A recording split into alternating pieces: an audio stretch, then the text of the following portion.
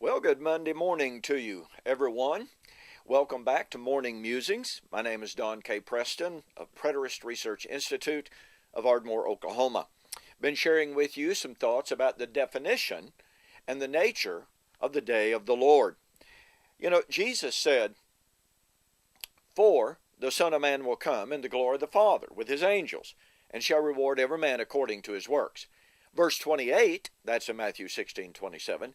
In verse 28 he said, "Verily I say unto you, there are some standing here which shall not taste of death until they see the Son of Man coming in his kingdom." Now I'm well aware that a lot of people have tried to explain away verse 28 and the time statement. But here's the dilemma that we have. If we take the time statement as it clearly, undeniably reads, then Jesus was undeniably predicting his coming in judgment in the lifetime of the people who were standing around him. Now, the most common objection to what Jesus was saying was, well, look, just a few days later at the Transfiguration, they saw a vision of Jesus' coming.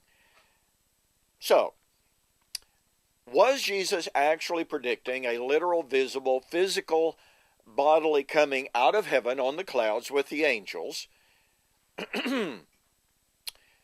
If he was, then verse 28 very clearly falsifies Jesus' prediction, because all of that generation has died. There are no 2,000 people, 2,000-year-old people running around today. Well, again, some people say, well, yeah, but the Transfiguration fulfills that. Well, the problem is, number one, Jesus said there are some standing here. Now, according to Mark chapter 8, parallel passage, there was a large multitude present. But Jesus said some would live to see what he was saying. Well, it's only 6 days until the Transfiguration. Did only some of that large multitude live for 6 more days? See, that really doesn't fit the language. Secondly, notice what Jesus did not say. Jesus did not say, there are some standing here which shall not taste of death until they see a vision of the Son of Man coming in judgment. No, he said there are some standing here which shall not taste of death until they see the Son of Man coming in his kingdom. There's a big difference, is there not, between seeing the Son of Man coming in the kingdom and seeing a vision of the Son of Man coming in his kingdom. And finally, notice this. The language of verse 27 and 28 is inextricably bound up by the grammar of the text, the language, with the previous verses. Now, starting with verse 21, Jesus had predicted his suffering. Verse 23 and following, he predicted the suffering of his disciples who were following him. And he said, if you're going to take up your cross, you're going to have to follow me. In other words, Jesus speaks of his martyrdom, and he speaks of the martyrdom of his disciples, the ones who were following him at that time. It is in that context, the context of suffering and martyrdom, that Jesus then says, and notice that verse 27 says, for, little Greek word gar, it's a connective particle that connects verse 27 with the previous discussion. Now notice in verse 25, whoever desires to save his life will lose it. Verse 26, for what is a man profited if he gains the whole world, loses his own soul? You see, you cannot divorce verse 27 from the previous discussion of Jesus' suffering and the suffering of his disciples.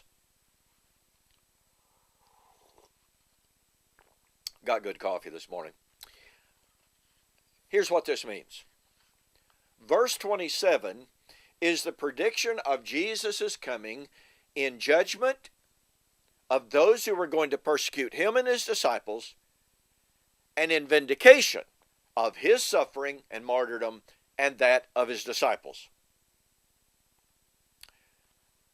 When would that vindication of his suffering and that of his disciples, when would the judgment of his persecutors and that of his disciples take place? Well, Matthew 23, 29 to 37 is emphatic.